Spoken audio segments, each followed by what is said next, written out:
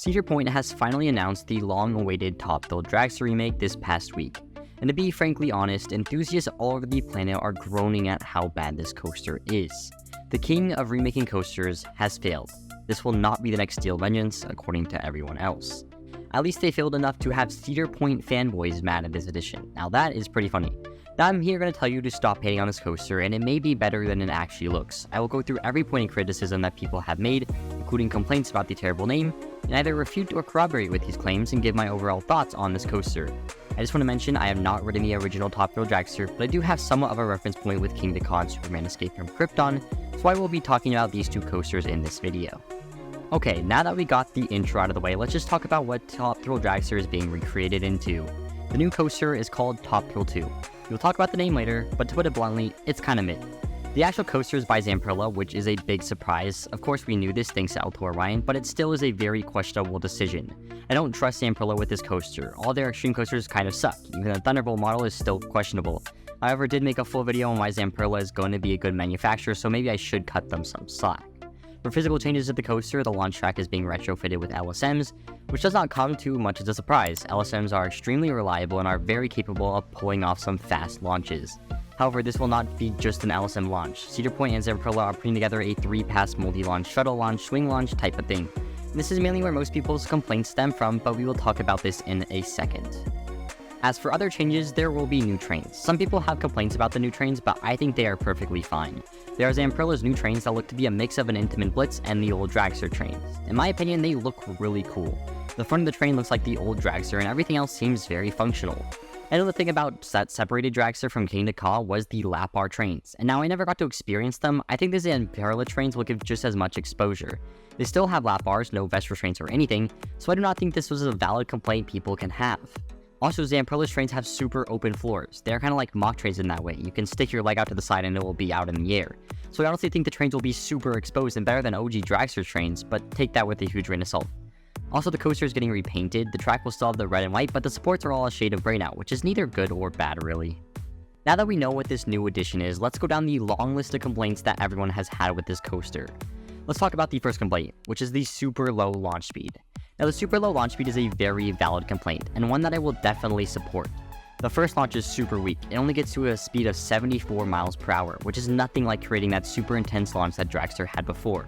Now, the swing launches are pretty good and get you up to the speed that Dragster achieved beforehand. Now, the thing that people have to understand is, if the first launch is more powerful, then the second and third launches wouldn't be very good. I read somewhere that engineers probably worked backwards from the 120 miles per hour needed to launch up the tower to determine the launch speed, so that would make some more sense. I mean, you could have a super powerful launch and no backwards launch and then a powerful third launch, but I don't know if that's a good enough trade-off as you don't go that high up on the spike. No matter what speeds you adjust it to, it's always going to amount to the same, so Cedar Fair went with a lukewarm launch speed and averaged everything out. It won't bring the same launch-off experience as Dragster, but it has some different things to offer. Next complaint, Cedar Fair advertises coaster as having a rollback every time. Now this made enthusiasts so excited. After all, it's an enthusiast dreams to roll back on this coaster. Now the launches get you up to speed to go anywhere, and since the first launch is so incredibly weak, you don't really go up the top that much. Now that's not a true rollback according to every enthusiast, but I don't really see a problem with it. It's still a rollback. You roll back. Sure, it's not like barely cresting the top hat, but it still rolls back.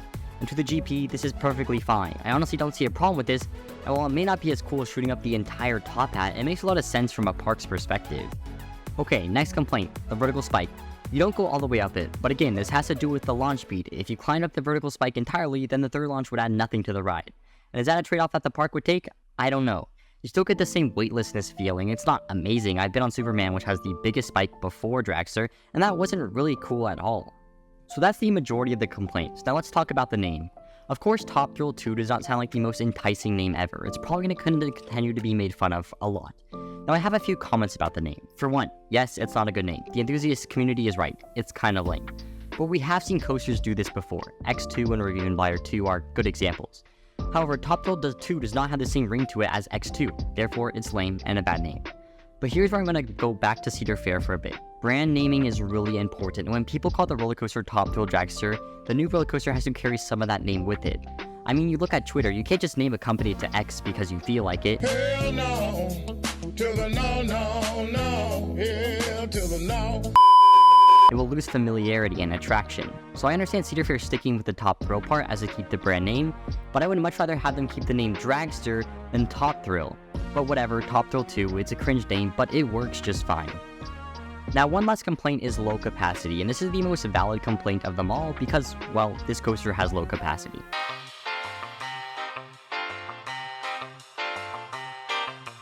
This is a fact a shuttle launch coaster that takes a long time to do anything, especially a shuttle launch coaster of this size. So yes, the line is going to move pretty slow. There's no crazy switch track mechanism or anything like that. So it's going to be a little bit of an effort to ride this.